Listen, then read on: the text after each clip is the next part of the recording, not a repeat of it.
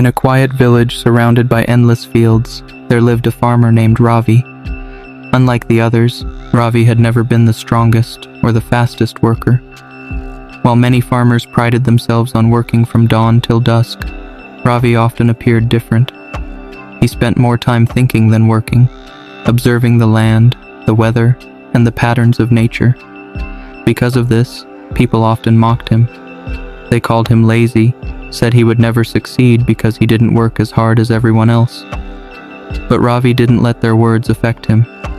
Deep down, he believed that success wasn't just about working harder, it was about working smarter. He noticed how some farmers exhausted themselves with little reward, while others, though they worked fewer hours, managed to harvest more. Ravi became determined to understand the secret. Every evening after his chores, he would sit under the big banyan tree and reflect. He watched how certain seeds grew better in certain soils, how water flowed differently after the rains, and how some crops flourished when planted with others.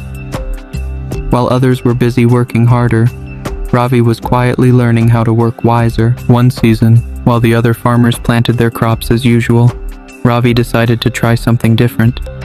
He selected only the best seeds, planted them in carefully prepared rows, and created small canals to guide water directly to the roots. He built simple but effective shades to protect young plants from the harsh midday sun. His neighbors laughed at him, calling his efforts a waste of time. They boasted about their own fields, filled with hundreds of plants scattered everywhere without much planning. Ravi stayed silent and focused on his work. Day after day, he tended to his fields with precision rather than brute strength. When drought hit the village that year, many of the fields dried up. Crops withered under the scorching sun, and yields dropped sharply. Yet Ravi's fields stood strong. His crops thrived because he had directed water efficiently, protected the young plants early, and given attention to quality over quantity. The villagers were stunned. For the first time, they saw that Ravi's so-called laziness was actually wisdom in disguise. He hadn't just survived the bad season. He had prospered when most had failed. As word spread about Ravi's unexpected success, many villagers came to him seeking advice. At first, they were hesitant, still holding on to their old belief that success meant endless hard work. But as they listened to Ravi explain his methods, their minds began to change. He taught them that observing nature, understanding timing, and using resources wisely were just as important, if not more, than physical effort. Ravi explained how certain crops could support each other's growth, how planting during the right moon phases made a difference, and how maintaining the soil's health could yield bigger harvests with less labor. Some farmers followed his advice, while others stubbornly clung to their ways. Those who adapted saw their fields flourish like never before.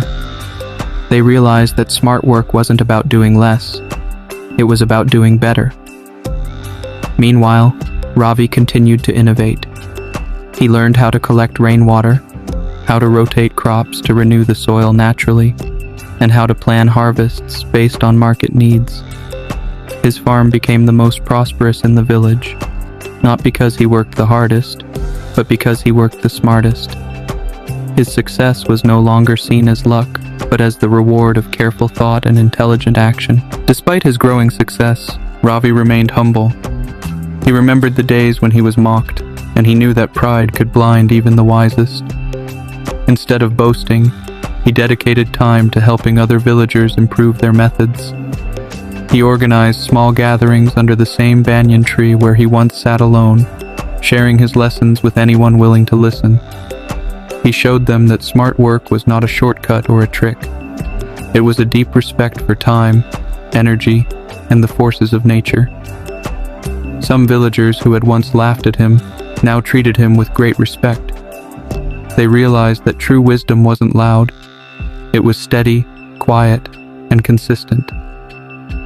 Ravi's farm became a living example that careful thought combined with steady action could outlast sheer effort alone. During the next seasons, even when floods came or pests attacked other fields, Ravi's farm remained strong because he had planned for every possibility.